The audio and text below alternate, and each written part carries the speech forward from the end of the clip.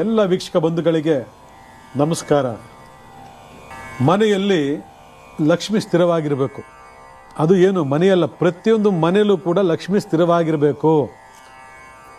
ಲಕ್ಷ್ಮಿ ಅಂದರೆ ಪಕ್ಕದ ಮನೆ ಲಕ್ಷ್ಮಿ ಅಲ್ಲ, ಹಣ ಹಣ ಹಣ ಕಾಂಚಾಣ ಜಣ ಜಣ, ಇದು ಲಕ್ಷ್ಮೀ ರೂಪ ಅಂತ ನಾವು ಕರಿತೀವಿ. ಈ ಹಣ ಹಣ ಜಣ ಜಣ ಕಾಂಚಾಣ ನಮ್ಮ ಮನೆಯಲ್ಲಿ ಶಾಶ್ವತ ನೆಲೆ ನಿಂತ್ಕೋಬೇಕು. ಯಾವಾಗಲೂ ಶಾಶ್ವತ ಹರಿತಾ ಇರಬೇಕು, ಬರ್ತಾ ಇರಬೇಕು, ಹೋಗ್ತಾ ಇರಬೇಕು. ಅಂತಂದರೆ ದಿನ ದಿನ ಅಭಿವೃದ್ಧಿ ಆಗಬೇಕು. ಅಂತಂದರೆ ನಾವು ಮುಖ್ಯವಾಗಿ ಗಮನಿಸಬೇಕಾಗಿರ್ತಕ್ಕಂಥ ಅಂಶ ಅಂತಂದರೆ ಅದು ನವಗ್ರಹಗಳು. ಆ ನವಗ್ರಹಗಳು ಅಂದರೆ ಯಾರು, ನವಗ್ರಹಗಳ ಫಲಗಳು ಯಾವುದು, ನವಗ್ರಹಗಳನ್ನು ನಾವು ಯಾಕೆ ಫಾಲೋಅಪ್ ಮಾಡಬೇಕು, ನವಗ್ರಹಗಳನ್ನು ನಾವು ಫಾಲೋಅಪ್ ಮಾಡೋದ್ರಿಂದ ಯಾವ ರೀತಿಯಾಗಿರ್ತಕ್ಕಂಥ ಅನುಕೂಲಗಳನ್ನ ನಾವು ಪಡ್ಕೋತೀವಿ ಅಂತಕ್ಕಂಥದ್ದು ಎಷ್ಟೋ ಜನಕ್ಕೆ ಗೊತ್ತೇ ಇಲ್ಲ.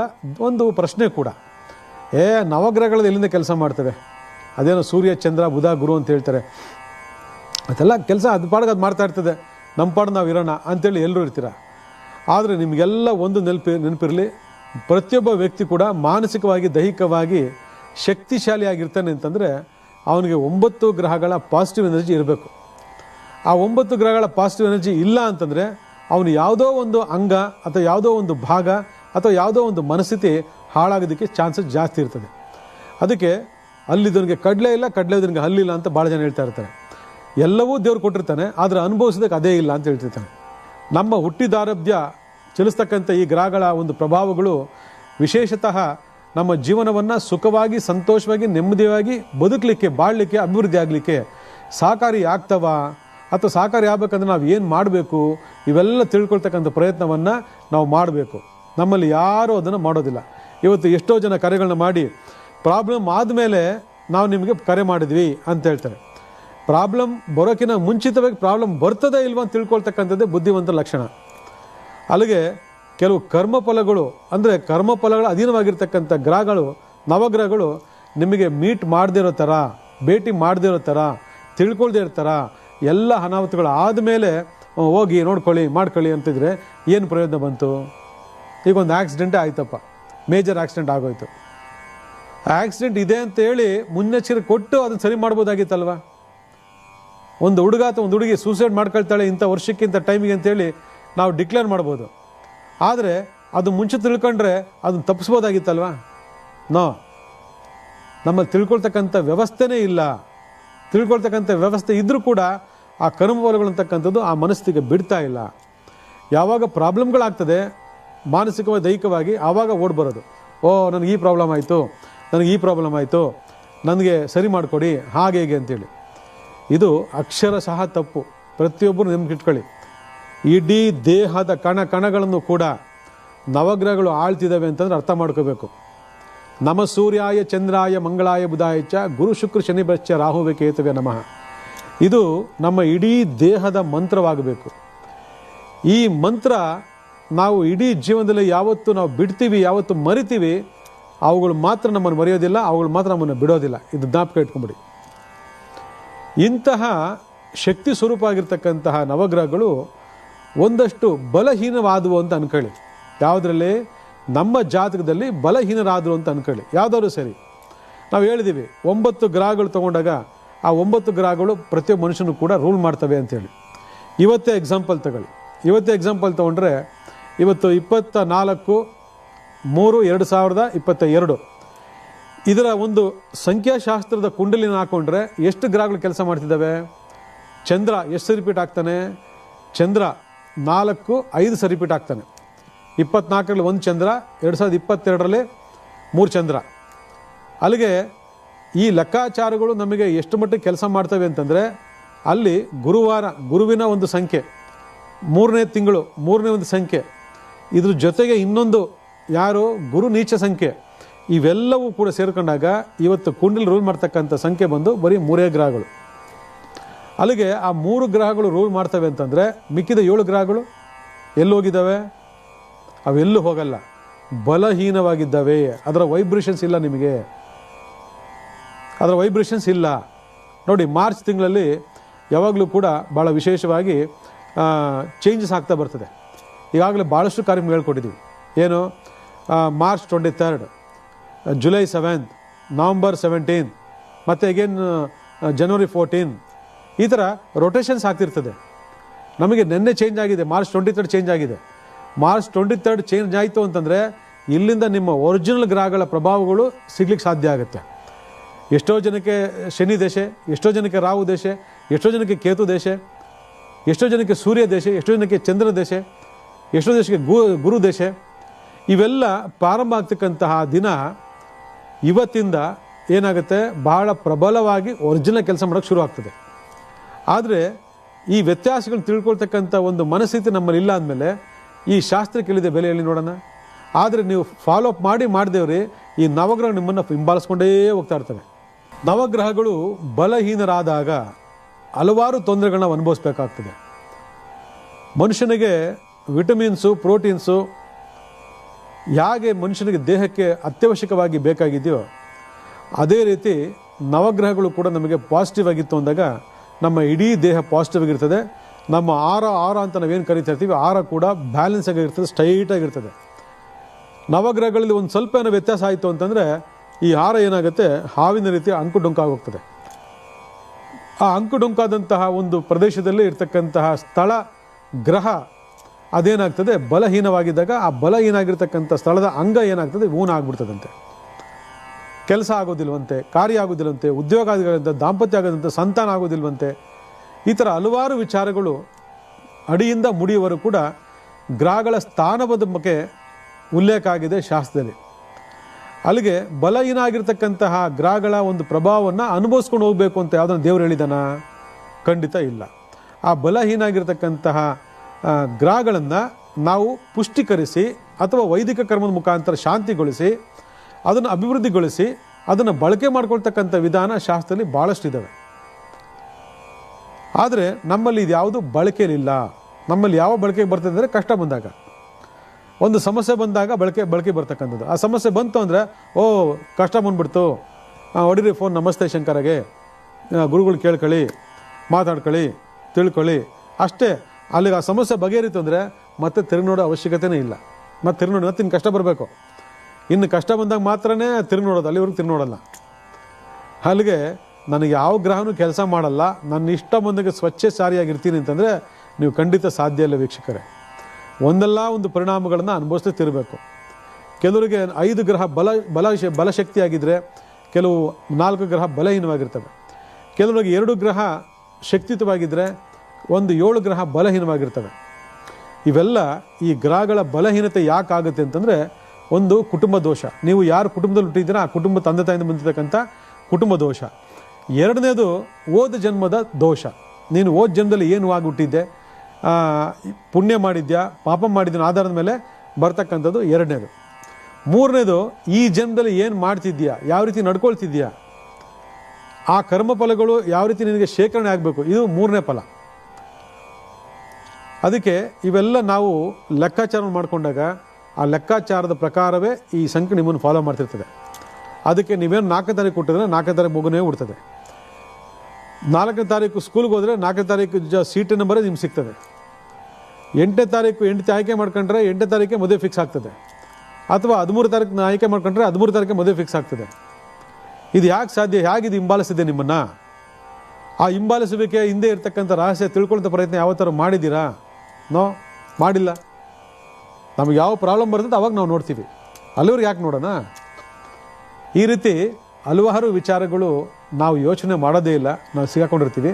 ಸಿಕ್ಕಾಕೊಳ್ಳೋ ಜೊತೆಗೆ ದುರ್ಬಲವಾಗಿರ್ತಕ್ಕಂಥ ಗ್ರಹಗಳ ಬಾಧೆಗೆ ಸಿಕ್ಕಾಕೊಂಡು ನನಗೆ ಇದೇನೋ ಉದ್ಯೋಗ ಇಲ್ಲ, ವ್ಯವಹಾರ ಇಲ್ಲ, ವ್ಯಾಪಾರ ಇಲ್ಲ, ನನಗೆ ಹಣಕಾಸಿನ ಪ್ರಾಬ್ಲಮ್ಮು, ನಾನು ವಾಟರ್ ಬಿಲ್ ಕಟ್ಟಬೇಕು, ನಾನು ಲೈಟ್ ಬಿಲ್ ಕಟ್ಟಬೇಕು, ಬಾಡಿಗೆ ಕಟ್ಟಬೇಕು, EMI ಕಟ್ಟಬೇಕು, ಮನೆ ನಡೆಸಬೇಕು, ಮನೆ ರೇಷನ್ ತಂದು ಹಾಕಬೇಕು, ಇದು ಯಾವುದಕ್ಕೂ ನನ್ನಲ್ಲಿ ಹಣ ಇಲ್ಲ ಅಂತಕ್ಕಂಥದ್ದು ಭಾಳ ಸ್ಪಷ್ಟವಾಗಿ ಮಾತಾಡ್ಕೊಂತಿರ್ತಕ್ಕಂಥ ಹಲವಾರು ಜನ ಈ ಸಮಾಜದಲ್ಲಿದ್ದಾರೆ.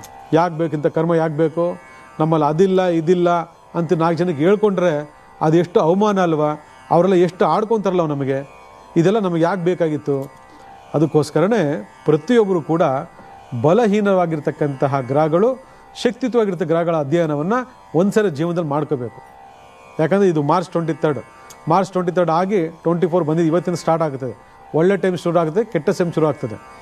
ಈ ಹಿಂದೆ ಒಂದು ಕಾರ್ಯಕ್ರಮದಲ್ಲಿ ನಾವು ಹೇಳಿದ್ದೀವಿ, ಈ ಇಸ್ವಿ 2022 ಯಾರಿಗೆ ಅದೃಷ್ಟ ಯಾರಿಗೆ ದುರದೃಷ್ಟ ಅಂತೇಳಿ. ಇವೆಲ್ಲ ಲೆಕ್ಕಾಚಾರಗಳು ನಡ್ಕೊಂಡು ಹೋಗ್ತಕ್ಕಂಥದ್ದು ಗ್ರಹ ಲೆಕ್ಕಾಚಾರಗಳದ ಹೊರತು ಬೇರೆ ಏನೂ ಅಲ್ಲ. ಆ ಗ್ರಹ ಲೆಕ್ಕಾಚಾರಗಳನ್ನ ನೋಡಿಕೊಂಡಾಗ ಜಾತಕ ನೋಡ್ಕೋಬೇಕು. ನಮ್ಮಲ್ಲಿ ಎಷ್ಟು ಜನಕ್ಕೆ ಜಾತಕ ಬರೆಸಿ ಜಾತಕ ತೋರಿಸ್ಕೊಂಡು ಜಾತಕವನ್ನು ಹೇಳ್ತಕ್ಕಂಥ ವ್ಯಕ್ತಿಗಳು ಸಿಕ್ಕಿದ್ದಾರೆ? ಇಲ್ಲ. ಬರೀ ಏನಿದ್ರು ಶೂಟಿಂಗ್ ಅಷ್ಟೇ, ಶೂಟಿಂಗ್ ಮಾಡ್ಕೊ ಹೋಗ್ತಾಯಿರು ಅಷ್ಟೇ. ಅಲ್ಲಿ ಸರಿಯಾದಂಥ ಶಾಸ್ತ್ರವನ್ನು ಅಧ್ಯಯನ ಮಾಡಿ ಆ ಶಾಸ್ತ್ರಕ್ಕೆ ಸರಿಯಾದಂಥ ಉತ್ತರವನ್ನು ಕೊಟ್ಟು ಸರಿಯಾದಂಥ ಪರಿಷ್ಕಾರವನ್ನು ಕೊಡ್ತಕ್ಕಂಥ ನಮ್ಮಲ್ಲಿ ಯಾರೂ ಇಲ್ಲ. ಬರೀ ಶೂಟಿಂಗ್, ಬಂದ ಶೂಟಿಂಗ್ ಮಾಡ್ದ ತಗೊಂಡ ಹೋದ ಅಷ್ಟೇ. ನಟನೆ, ಶಾಸ್ತ್ರ ಹೇಳಿದ್ರಲ್ಲೂ ಕೂಡ ನಟನೆ ಇರ್ತದೆ ಹೊರತು ಅದು ಯಾವುದೇ ರೀತಿ ನೈಜತೆ ಇರೋದಿಲ್ಲ. ಆದರೆ ನಿಮಗೆಲ್ಲ ಹೇಳಿದೇನಂತಂದರೆ ಜಾತಕ ನವಗ್ರಹಗಳ ಒಂದು ಬಲ ಅಂತಕ್ಕಂಥದ್ದು ನಮ್ಮ ಕೈನಲ್ಲಿಲ್ಲ. ಇದು ಜ್ಞಾಪಕ ಇಟ್ಕೊಳ್ಳಿ, ನಮ್ಮ ಕೈನಿಲ್ಲ. ಅದು ಪ್ರಕೃತಿದತ್ತವಾಗಿ ನಾವು ಯಾವತ್ತು ಹುಟ್ಟಿದ್ದೀವೋ ಆ ಹುಟ್ಟಿದ ಆರಂಭ ಬರ್ತಕ್ಕಂಥ ಒಂದು ಪ್ರಭಾವಗಳು. ಆ ಪ್ರಭಾವಗಳು 9 ಗ್ರಹಗಳು ಕೂಡ 27 ನಕ್ಷತ್ರಗಳ ಮೂಲಕ ರೊಟೇಷನ್ಸ್ ಆಗ್ತಾ ಆಗ್ತಾ ಆಗ್ತಾ ಒಂದಲ್ಲ ಒಂದು ಕಡೆ ತಿಳಿಸ್ಕೊಂಡು ಬರ್ತಾನೆ ಇರ್ತದೆ. ಆದರೆ ನಾವು ಕಷ್ಟ ಬಂದಾಗ ನೋಡ್ತೀವಿ, ಇಲ್ಲಾಂದರೆ ಆರಾಮಾಗಿರ್ತೀವಿ, ಎಲ್ಲ ಚೆನ್ನಾಗಿದೆ ಅಂದ್ಕೊಂಡಿರ್ತೀವಿ. ಇದು ಭಾಳ ತಪ್ಪು. ಇದೊಂದಾಯ್ತಲ್ವಾ. ಇನ್ನು ಜಾತದಲ್ಲಿ, ಇವಾಗ ಜಾತದಲ್ಲಿ ಬಲಹೀನವಾಗಿದ್ದಾವೆ, ಜಾತದಲ್ಲಿ ತೊಂದರೆ ಇದೆ ಅಂತ ಬಂತು ಅಂದ್ಕೊಳ್ಳಿ. ಆವಾಗ ಪ್ರತಿಯೊಂದು ಅನುಭವಿಸ್ಬೇಕು ಅಂತಲ್ಲ. ಏನು, ಕಣ್ಣಿಗಾಗಿರ್ಬೋದು ಅಥವಾ ಮೈಗಾಗಿರ್ಬೋದು ಅಥವಾ ದೇಹದ ಅಂಗಗಳಿಗಾಗಿರ್ಬೋದು, ಯಾವುದನ್ನೇ ಅನುಭವಿಸ್ಬೇಕು ಅಂತ ಅಲ್ಲ, ಅನುಭವಿಸುವಂಥ ಅರ್ಥನೂ ಅಲ್ಲ. ಆದರೆ ಇಲ್ಲಿ ಏನಾಗ್ತದೆ, ನಾವು ಯಾವಾಗ ನೋಡ್ಕೊಳ್ದೆ ನಾವು ಅನುಭವಿಸ್ತಿರ್ತೀವೋ ಅದು ಮಹಾ ಅಪರಾಧ ಆಗ್ತದೆ. ಆದರೆ ವಾಸಸ್ಥಾನದಲ್ಲೂ ಕೂಡ ನಾವು ನವಗ್ರಹಗಳು ವಾಸ ಮಾಡ್ತವೆ ಅಂತಕ್ಕಂಥದ್ದನ್ನ ನೀವ್ಯಾರು ಅರ್ಥ ಮಾಡ್ಕೊಂಡಿಲ್ಲ ಎಲ್ಲಿವರೆಗೂ. ಇದೇನೋ ಮನುಷ್ಯನ ಕೈನಲ್ಲಿಲ್ಲ. ಅವು ಕರ್ಮಗಳ ಆಧಾರದಲ್ಲಿ ರೊಟೇಷನ್ಸ್ ಆಗ್ತಿರ್ತದೆ, ಬಲಹೀನವಾಗ್ತವೆ, ಶಕ್ತಿಹೀನವಾಗ್ತವೆ, ಶಕ್ತಿಯುತವಾಗ್ತವೆ, ಎಲ್ಲವೂ ಆಗ್ತವೆ. ಅದನಿಗೂ ಕರೆಕ್ಷನ್ ಮಾಡ್ಕೊಂಡ್ಬಿಡ್ಬೋದು, ಗೊತ್ತಿಲ್ಲ ಅಂದರೆ ಸುಮ್ಮನೆ ಇರ್ಬೋದು. ಆದರೆ ವಾಸಸ್ಥಾನದಲ್ಲೂ ಕೂಡ ಬಲಹೀನರಾದ ಏನು ಮಾಡ್ತೀರಿ? ವಾಸಸ್ಥಾನ ಅಂತಂದಾಗ ನವಗ್ರಹಗಳ ಒಂದು ಶಕ್ತಿಯನ್ನು ಆ ವಾಸಸ್ಥಾನದಲ್ಲಿ ಕೇಂದ್ರೀಕರಿಸೋ ಬಗೆ ಹೇಗೆ? ಆ ವಾಸಸ್ಥಾನದಲ್ಲಿ ಆ ನವಗ್ರಹಗಳ ಶಕ್ತಿಯನ್ನು ಕೇಂದ್ರೀಕರಿಸಿ ನಾವು ಅದನ್ನು ಆರಾಧನೆ ಮಾಡೋದು ಹೇಗೆ? ಈ ಆರಾಧನೆ ಮಾಡೋದ್ರಿಂದ ನಮಗಾಗ್ತಕ್ಕಂಥ ಬೆನಿಫಿಟ್ ಏನು? ಇದನ್ನು ತಿಳ್ಕೊಳ್ತಕ್ಕಂಥ ಪ್ರಯತ್ನ ಇವತ್ತಾಗಬೇಕು. ಯಾಕಂದರೆ ಜಾತಕ ನಮ್ಮ ಕೈಲಿಲ್ಲ, ಅದು ದುರ್ದೋಷಗಳ ಪ್ರತಿಫಲವಾಗಿ ಆಗ್ತಕ್ಕಂಥ ಒಂದು ವ್ಯವಸ್ಥೆ.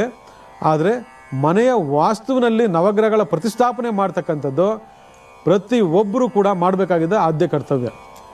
ಯಾಕಂದರೆ ಎಷ್ಟೋ ಜನ ದೇವಸ್ಥಾನಕ್ಕೆ ಹೋಗೋಕ್ಕಾಗಲ್ಲ. ದೇವಸ್ಥಾನಕ್ಕೆ ಹೋಯ್ತು ಅಂದಾಗ ಅಲ್ಲಿ ನವಗ್ರಹ ಪೂಜೆ ಮಾಡಿ ಅಂತ ಹೇಳ್ತೀವಿ. ನವಗ್ರಹ ಪೂಜೆ ಮಾಡ್ಲಿಕ್ಕೆ ಬರಲ್ಲ. ನವಗ್ರಹ ಪೂಜೆ ಮಾಡಿದಾಗ ಅವರು ಸುಮ್ಮನೆ ಗುಡು ಸುತ್ತಬಿಡೋದು, ಹೋಗ್ಬಿಡೋದು. ಇಲ್ಲ ಒಂದು ದೀಪ ಅಂಟಿಸ್ಬಿಟ್ಟು ಹೋಗ್ಬಿಡೋದು. ಎಷ್ಟು ದೀಪ ಅಂಟಿಸ್ಬೇಕು ಗೊತ್ತಿಲ್ಲ, ಎಷ್ಟು ಪ್ರದಕ್ಷಿಣೆ ಮಾಡಬೇಕು ಗೊತ್ತಿಲ್ಲ. ಅದೇನೋ ಸೀದಾ 7 ಅಂತೆ, ಉಲ್ಟಾ 2 ಅಂತೆ. ಈ ಥರ ಎಲ್ಲ ಅರ್ಧಂಬರ್ಧ ಕಲ್ತ್ಕೊಂಡು ನವಗ್ರಹ ಸ್ಥಾನಮಾನಗಳೇನು, ನವಗ್ರಹದ ಮಹತ್ವ ಏನು, ನವಗ್ರಹಗಳ ಪ್ರಾಮುಖ್ಯತೆ ಮನುಷ್ಯನ ಜೀವನಕ್ಕೆ ಎಷ್ಟು ಮುಖ್ಯವಾಗಿದೆ, ಮತ್ತು ಅದರ ಆರಾಧನೆಯ ಫಲಗಳು ಹೇಗಿದೆ, ಆರಾಧನೆ ಹೇಗೆ ಮಾಡಬೇಕು ಅನ್ನೋ ಬಗ್ಗೆ ಗೊತ್ತೇ ಇಲ್ಲ. ಅದಕ್ಕೋಸ್ಕರನೇ ನಾವು ವಾಸ ಮಾಡ್ತಕ್ಕಂಥ ಮನೆಯಲ್ಲಿ ಶಾಶ್ವತವಾಗಿ ನವಗ್ರಹವನ್ನು ಪ್ರತಿಷ್ಠಾಪನೆ ಮಾಡಿಬಿಟ್ರೆ, ನವಗ್ರಹ ಪ್ರತಿಷ್ಠಾಪನೆ ಮಾಡಿ ಪೂಜೆಯನ್ನು ಮಾಡ್ಕೊಳ್ತಾ ಬಂದರೆ ನೀವು ಯಾವ ನವಗ್ರಹ ದೇವಸ್ಥಾನಕ್ಕೆ ಹೋಗಬೇಕಾಗಿಲ್ಲ, ಯಾವ ನವಗ್ರಹ ದೋಷವನ್ನು ಪರಿಹಾರ ಮಾಡೋ ಅವಶ್ಯಕತೆ ಇಲ್ಲ. ಪ್ರತಿ ಒಂದು ಕೂಡ ನಿಮ್ಮ ಲೆಕ್ಕಾಚಾರದಲ್ಲಿ ನಡ್ಕೊಂಡು ಹೋಗ್ತಾ ಇರ್ತದೆ. ಭಾಳ ಜನ ಕೇಳ್ತಾ ಇದ್ದಾರೆ ನೋಡಿ, ನವಗ್ರಹ ಪ್ರತಿಷ್ಠೆ ಮಾಡೋದ ಮನೆಯಲ್ಲೇ, ಅಯ್ಯೋ ಅದಕ್ಕೆ ಸಾಧ್ಯ, ಅದು ದೇವಸ್ಥಾನ ಮಾತ್ರ ಇರಬೇಕಲ್ಲ. ಹೌದಾ, ನಾವು ಮಾಡೋ ನವಗ್ರಹ ಪ್ರತಿಷ್ಠೆ ವೆರಿ ಸ್ಟೈಲಿಶ್ ಆಗಿರುತ್ತೆ, ತುಂಬ ಪಾಪ್ಯುಲರ್ ಆಗಿರ್ತದೆ, ಮತ್ತು ಅದ್ಭುತವಾದ ಪ್ರಭಾವಿತವಾಗಿರ್ತದೆ. ನಾವು ಕಲ್ಲು ತೊಗೊಂಡ್ಬಿಟ್ಟು 9 ಕಲ್ಲು ಅಲ್ಲಿ ಇಟ್ಬಿಡಿ ನವಗ್ರಹ ಅಂತ ಹೇಳ್ತಾ ಇಲ್ಲ ನಾವು. ಅದು ಬೇರೆ ಅದನ್ನ ಇದೆ, ಅದೇನೋ ಹೇಳ್ಕೊಡ್ತೀನಿ ನಾನು. ಯಾಕಂದರೆ ಮೊದಲು ವಿಷಯ ತಿಳ್ಕೊಬೇಕು. ನಾವು ವಿಷಯ ತಿಳ್ಕೊಳ್ದೆ ನವಗ್ರಹ ಪ್ರತಿಷ್ಠಾಪನೆ ಮಾಡಿಬಿಡಿ, ಗಂಟೆ ಆಡಿಸ್ಬಿಡಿ, ಪೂಜೆ ಮಾಡಿಬಿಡಿ ಅಂದರೆ ಏನು ಪ್ರಯೋಜನ ಆಗ್ತದೆ? ಏನು ಪ್ರಯೋಜನ ಆಗಲ್ಲ ಅಲ್ವಾ? ಅದರಿಂದ ನವಗ್ರಹ ದೇವಸ್ಥಾನಗಳಿಗೆ ಹೋಗಲಿ, ನವಗ್ರಹ ಪೂಜೆ ಮಾಡಲಿ ಬಿಡಲಿ, ಆದರೆ ಶಾಶ್ವತವಾಗಿರ್ತಕ್ಕಂಥ ನವಗ್ರಹ ಸ್ಥಾನವನ್ನು ನಿಮ್ಮ ಮನೇಲಿ ಕಲ್ಪಿಸ್ಕೊಡೋದು ಮಾತ್ರ ನೀವು ಯಾವತ್ತು ಮರಿತೀರೋ ಆವತ್ತು ಅಲ್ಲಿಂದ ಅಧೋಗತಿಗೆ ಹೋಗ್ಲಿಕ್ಕೆ ಶುರು ಆಗ್ತೀರಿ. ಯಾಕಂದ್ರೆ ನವಗ್ರಹಗಳಿಂದನೇ ಬದುಕು, ನವಗ್ರಹಗಳಿಂದನೇ ನಾಶ. ಮನೆಯಲ್ಲಿ ನಾವು ವಾಸ ಮಾಡ್ತಕ್ಕಂಥ ಮನೆಯಲ್ಲಿ ನವಗ್ರಹಗಳು ವಾಸ ಮಾಡ್ತಿರ್ತವೆ. ಆ ನವಗ್ರಹಗಳಲ್ಲಿ ನಮ್ಮ ಒಂದು ನಡವಳಿಕೆಗಳಿಂದ, ನಮ್ಮ ಒಂದು ಆಚಾರ ವಿಚಾರ ಸಂಸ್ಕಾರಗಳಿಂದ ಏನಾದರೂ ಗ್ರಹ ವ್ಯತ್ಯಾಸಗಳಾಯಿತು ಅಂತಂದರೆ ಆ ಮನೆಯಲ್ಲಿ ನವಗ್ರಹಗಳ ಸ್ಥಾನ ಪಲ್ಲಟ ಆಗ್ತದೆ. ಜಾತಕದಲ್ಲಿ ನವಗ್ರಹಗಳ ಸ್ಥಾನ ಪಲ್ಲಟ ಆದಾಗ ಹೇಗೆ ನಾವು ವಿದ್ಯಾ, ಬುದ್ಧಿ, ಆರೋಗ್ಯ, ಆಯಸ್ಸು, ಹಣಕಾಸು, ಅಭಿವೃದ್ಧಿ, ಕೆಲಸ ಕಾರ್ಯ ಎಲ್ಲದರಲ್ಲೂ ನಾವು ವಂಚಿತರಾಗ್ತೀವಿ, ಅದೇ ರೀತಿ ನವಗ್ರಹಗಳಲ್ಲಿ ಏನಾದರೂ ವ್ಯತ್ಯಾಸ ಆಯಿತು ಅಂದಾಗ ಆ ಮನೆಯಲ್ಲಿ ವಾಸ ಮಾಡ್ತಕ್ಕಂತಹ ಮಕ್ಕಳು ಅಥವಾ ಹೆಂಡತಿ, ಗಂಡ, ತಂದೆ ತಾಯಿ ಇವ್ರ ಮೇಲೆ ಅತ್ಯಂತ ದುಷ್ಪರಿಣಾಮವನ್ನು ಬೀರ್ತದೆ. ಇದು ಆಗಬಾರ್ದು ಅಂತಂದರೆ ಆ ಮನೇಲಿ ಯಾವಾಗಲೂ ನವಗ್ರಹ ಪೂಜೆ ನಡೀತಾ ಇರಬೇಕು. ನವಗ್ರಹ ಮನೆ ಸ್ಥಾಪನೆ ಮಾಡಬಾರ್ದಂತಲ್ಲ, ಇದೇಂಗೆ ನೀವು ಹೇಳ್ತೀರ ಅಂತ ಕೇಳ್ಬೋದು. ನಾವು ನಿಮಗೆ ನವಗ್ರಹ ಸ್ಥಾಪನೆ ಮಾಡಿ ಅಂತ ಹೇಳಲ್ಲ, ನವಗ್ರಹ ಚಿಹ್ನೆಯನ್ನು ಸ್ಥಾಪನೆ ಮಾಡಿ ಪೂಜೆ ಮಾಡಿ ಅಂತ ಹೇಳ್ತೀವಿ. ಆಗಿದ್ದಾಗ ನವಗ್ರಹ ಚಿಹ್ನೆ ಯಾವುದು ಬರ್ಕೊಳ್ಳಿ, ಎಲ್ಲರೂ ಪೆನ್ನು ಪೇಪರ್ ತಗೊಳ್ಳಿ ಅಥವಾ ಫೋಟೋ ಹೊಡ್ಕೊಳ್ಳಿ, ನಿಮಗೆ ಅನುಕೂಲ ಆಗ್ತದೆ. ಇದು ನೋಡಿ, ನವಗ್ರಹಗಳು ಅಂದ ತಕ್ಷಣವೇ ನಾವು 9 ದಿಕ್ಕುಗಳನ್ನು ನೋಡ್ಬೋದು. ಯಾವುದು? ಬ್ರಹ್ಮಸ್ಥಾನವನ್ನು ಬಿಟ್ಟು 8 ದಿಕ್ಕುಗಳು. ಆ 8 ದಿಕ್ಕುಗಳಲ್ಲಿ ಮೊದಲನೇದಾಗಿ ಸೂರ್ಯ. ಸೂರ್ಯ ಯಾವುದು? ಪೂರ್ವ ದಿಕ್ಕು. ಆ ಪೂರ್ವ ದಿಕ್ಕಿನಲ್ಲಿ ನೋಡಿ ಈ ಚಿಹ್ನೆ ಬರಬೇಕು. ಈ ಚಿಹ್ನೆಯನ್ನು ಪೂರ್ವ ದಿಕ್ಕಿನಲ್ಲಿ ಬರೀರಿ, ಗೋಡೆ ಮೇಲೆ ಬರೀರಿ. ಒಂದು. ಎರಡನೇದು ಚಂದ್ರ. ಚಂದ್ರ ಅಂದಾಗ ಚಂದ್ರನ ಚಿಹ್ನೆ, ಅರ್ಧ ಚಂದ್ರಾಕೃತಿಯನ್ನು ಚಂದ್ರ ಎಲ್ಲಿ ಬರೀಬೇಕಿದು? ವಾಯು ಮೂಲೆಯಲ್ಲಿ ಬರೀಬೇಕು. ನೆಕ್ಸ್ಟು ಗುರು.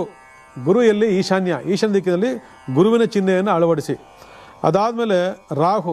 ರಾಹು ಎಲ್ಲಿ? ನೈಋತ್ಯ. ನೈಋತ್ಯ ಭಾಗದಲ್ಲಿ ಈ ಚಿಹ್ನೆಯನ್ನು ಅಳವಡಿಸಿ. ಇನ್ನು ಬುಧ. ಬುಧ ಎಲ್ಲಿ ಅಂದರೆ ಉತ್ತರ ದಿಕ್ಕು. ಉತ್ತರ ದಿಕ್ಕಿನಲ್ಲಿ ಈ ಚಿಹ್ನೆಯನ್ನು ಅಳವಡಿಸಿ. ಇದು ಬುಧ ಚಿಹ್ನೆ. ಈಗ ಸೂರ್ಯ ಚಿಹ್ನೆ, ಚಂದ್ರ ಚಿಹ್ನೆ, ಆಮೇಲೆ ಗುರು ಚಿಹ್ನೆ, ಆಮೇಲೆ ರಾಹು ಚಿಹ್ನೆ, ಬುಧ ಚಿಹ್ನೆ. ಇದು ಇಷ್ಟ ಆಯಿತು, 4 ಆಯಿತಾ? ನೆಕ್ಸ್ಟು ಇನ್ನು 4 ಶುಕ್ರ. ಶುಕ್ರನ ಚಿಹ್ನೆ ಇಲ್ಲಿ ತೋರಿಸ್ತಾ ಇದ್ದೀನಿ, ಬರ್ಕೊಳ್ಳಿ. ಅದಾದಮೇಲೆ ಇದನ್ನು ಶುಕ್ರ ಚಿಹ್ನೆ ಎಲ್ಲಿ ಹಾಕಬೇಕು ಅಂದರೆ ಆಗ್ನೇಯ ದಿಕ್ಕಲ್ಲಿ ಹಾಕಬೇಕು. ನಿಮ್ಮ ಅಡುಗೆ ಮನೆ ಮಾಡಿದರೆ ಅಡುಗೆ ಮನೆ, ಬಾತ್ರೂಮು, ರೂಮು ಎಲ್ಲಿ ಮಾಡಿದರೆ ಆ ಜಾಗದಲ್ಲಿ ಇದನ್ನು ಈ ಶುಕ್ರ ಚಿಹ್ನೆಯನ್ನು ಹಾಕಬೇಕು. ಇಲ್ಲೇನು ಮಾಡಬೇಕು? ನೆಕ್ಸ್ಟ್ ಕೇತು. ಕೇತು ಎಲ್ಲಿ? ಈಶಾನ್ಯ.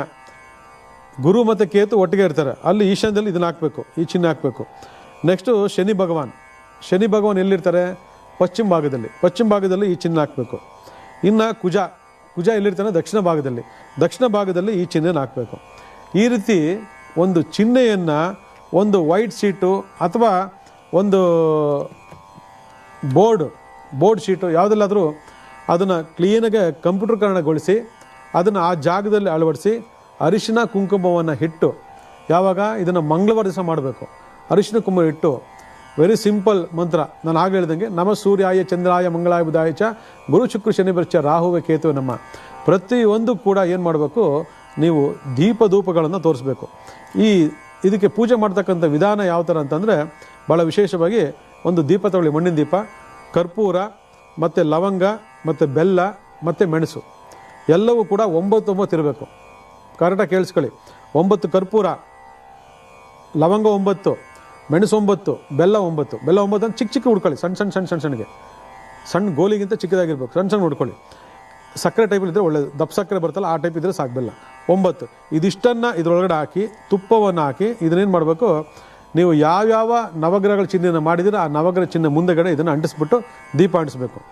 ದೀಪ ಅಂಟಿಸಿ ಪ್ರಾರ್ಥನೆ ಮಾಡಬೇಕು. ದೀಪ ಬೆಳಗೋ ಮುಖಾಂತರ ಪ್ರಾರ್ಥನೆ ಮಾಡಬೇಕು. ನಮ ಸೂರ್ಯಾಯ ಚಂದ್ರಾಯ ಮಂಗಳಾಯ ಬುಧಾಯ ಚ ಗುರು ಶುಕ್ರ ಶನಿ ಬರ್ಚ ರಾಹುವೆ ಕೇತುವೆ ನಮಃ ಅಂತೇಳಿ ಈ ಥರ ಮಾಡೋ ಮುಖಾಂತರ ನಿಮ್ಮ ಮನೆಯಲ್ಲಿ ಈ ನವಗ್ರಹಗಳ ಚಿಹ್ನೆ ಮುಖಾಂತರ ನವಗ್ರಹಗಳು ಆ್ಯಕ್ಟಿವೇಟ್ ಆಗ್ತವೆ. ಆ ಪಾಸಿಟಿವ್ ವೈಬ್ರೇಷನ್ ನಿಮಗೆ ಆಟೋಮೆಟಿಕಲಿ ನಿಮ್ಮ ದೇಹಕ್ಕೆ ಶುರುವಾಗ್ತದೆ. ನೋಡಿ, ಇಷ್ಟೇ ಪರಿಹಾರ. ಅದಕ್ಕೆ ಮನೆಯ ಮಂತ್ರಾಲಯ, ಮನಸ್ಸೇ ದೇವಾಲಯ ಆಗಬೇಕು. ನಾವು ಶುದ್ಧವಾಗಿರ್ತಕ್ಕಂಥ ಮನುಷ್ಯನಿಂದ, ನಂಬಿಕೆಯಿಂದ ನಾವು ಯಾವಾಗ ಈ ಥರ ವೈದಿಕ ಕರ್ಮಗಳನ್ನು ಆಚರಣೆ ಮಾಡ್ತೀವಿ, ನಮ್ಮ ಮನೆ ನಮಗೆ ಭದ್ರಕೋಟೆಯ ಕೆಲಸ ಮಾಡ್ತದೆ. ನಮ್ಮ ದೇಹದಲ್ಲಿ ವೀಕ್ ಆಗಿದೆ, ಆದರೆ ಮನೆಯಲ್ಲಿ ಪಾಸಿಟಿವ್ ಆಗಿದೆ. ಆ ಮನೆ ಒಳಗಡೆ ನಾವು ವಾಸ ಮಾಡ್ತೀವಿ. ಆ ಮನೆಯಲ್ಲಿ ನವಗ್ರಹಗಳ ಆ್ಯಕ್ಟಿವೇಷನ್ ಇದೆ. ನಮ್ಮ ದೇಹ ಆ ನವಗ್ರಹಗಳಿಂದ ಆ್ಯಕ್ಟಿವೇಟ್ ಆಗಿಬಿಡ್ತದೆ, ಪಾಸಿಟಿವ್ ಆಗ್ತದೆ. ನಮಗೊಂದು ಸಪ್ರೇಟು, ಅದಕ್ಕೊಂದು ಸ್ವಲ್ಪ ಮಾಡೋ ಅವಶ್ಯಕತೆ ಇಲ್ಲ. ಇದು ಸ್ಟಿಲ್ ಒಂದು ಅರ್ಧ ಗಂಟೆ ಪೂಜೆ ಅಷ್ಟೇ. ಇದು ದಿನನಿತ್ಯ ಬೆಳಗ್ಗೆ ಎದ್ದು ಅವ್ರು ಒಂದು ರೌಂಡು ಮನೆ ಸುತ್ತ ಒಂದು ರೌಂಡು ಎಲ್ಲರೂ ಪೂಜೆ ಮಾಡ್ಕೊಂಬರ್ಬೇಕು. ಒಂದು. ನೆಕ್ಸ್ಟು ಶನಿವಾರ ಆದರೆ ಒಂದು ಕೈ ಇಡೀ ಉಪ್ಪು ತಗೋಬೇಕು. ಉಪ್ಪು ತಗೊಂಡು ಎಲ್ಲದಕ್ಕೂ ನಾಯಿ ಕಣ್ಣು, ನರಿ ಕಣ್ಣು, ಮುಂಡರ ಕಣ್ಣು, ರಂಡೆ ಕಣ್ಣು, ಪೀಡೆ ಕಣ್ಣು, ಪಿಶಾಚಿ ಕಣ್ಣು, ದುಷ್ಟ್ರ ಕಣ್ಣು, ದುಡ್ರ ಕಣ್ಣು, ಬಂಧುಗಳ ಕಣ್ಣು, ಯಾರ್ಯಾರ ಕಣ್ಣುಗಳಿದೆ ಆ ಕಣ್ಣುಗಳೆಲ್ಲ ದೃಷ್ಟಿ ನಾಶ ಆಗಲಿ ಅಂತೇಳಿ, ಯಾರು ದೃಷ್ಟಿ ಹಾಕಿರ್ತಾರೆ, ಮನೆಗೆ ಬಂದಿರ್ತಾರೆ, ಹೋಗಿರ್ತಾರೆ, ಅದೆಲ್ಲ ದೃಷ್ಟಿ ದೋಷ ಇರ್ತದೆ. ಆ ದೃಷ್ಟಿ ಹೋಗ್ಲಿ ಅಂತ ನವಗ್ರಹಕ್ಕೆ ದೃಷ್ಟಿ ತೆಗೆದು ನೀವೇನು ಮಾಡಬೇಕು? ನಿಮ್ಮ ಸಿಂಕ್ ಇದ್ದರೆ, ಅಡುಗೆ ಮನೆ ಸಿಂಕ್ ಇದ್ರೆ ಒಳಗಡೆ ಹಾಕ್ಬಿಟ್ಟು ನೀರು ಬಿಟ್ಬಿಡ್ಬೇಕು. ಈ ಥರ ಶನಿವಾರ ದೃಷ್ಟಿ ತೆಗೆಯೋದು ಮಾಡೋ ಮುಖಾಂತರ ಪ್ರತಿನಿತ್ಯ ನೀವು ನವಗ್ರಹ ಸ್ತೋತ್ರವನ್ನು ಹೇಳ್ಕೊಂಡು ನವಗ್ರಹ ಪೂಜೆ ಮಾಡೋ ಮುಖಾಂತರ ನಿಮ್ಮ ಮನೆಯಲ್ಲಿ ಶಾಶ್ವತವಾಗಿ ನವಗ್ರಹ ದೇವಸ್ಥಾನ ಮಾಡಬಹುದು. ಅದರ ಮುಖಾಂತರ ನಿಮ್ಮ ಜಾತಕದಲ್ಲಿರ್ತಕ್ಕಂಥ ದೋಷಗಳನ್ನು ಪರಿಗಣನೆ ತೆಗೆದುಕೊಂಡು ಕರ್ಮ ವಿಧಿಗಳನ್ನು ಪರಿಹಾರ ಮಾಡಿಕೊಂಡು ಈ ಥರ ಒಂದು ಶುದ್ಧ ಪರಿಹಾರಗಳನ್ನು ಮಾಡಿಕೊಂಡು ಜೀವನದಲ್ಲಿ ಮುಂದಕ್ಕೆ ಹೋಗ್ತಾ ಇರುವಂತಕ್ಕಂಥದ್ದು. ಆದರೆ ಅದನ್ನು ಬಿಟ್ಬಿಟ್ಟು ನಮಗೇನೂ ಗೊತ್ತಿಲ್ಲ, ನಮಗೆ ಯಾರೂ ಹೇಳಲಿಲ್ಲ ಅಂತ ನೀವು ಕೂತ್ಕೊಂಡ್ರೆ ನೀವು ಮುಟ್ಸಿದ ಬ್ರಹ್ಮ ಬಂದು ಕೂಡ ನಿಮ್ಗೇನು ಹೇಳಲಿಕ್ಕೆ ಸಾಧ್ಯ ಇಲ್ಲ. ನಿಮ್ಮ ಕರ್ಮಗಳನ್ನ ನೀವು ಅನುಭವಿಸ್ತಿರ್ಬೇಕು. ಇದನ್ನು ನಾನು ಜನ್ಮದೋಷ ಅಂತ ಹೇಳ್ತಾ ಇರ್ತೀನಿ.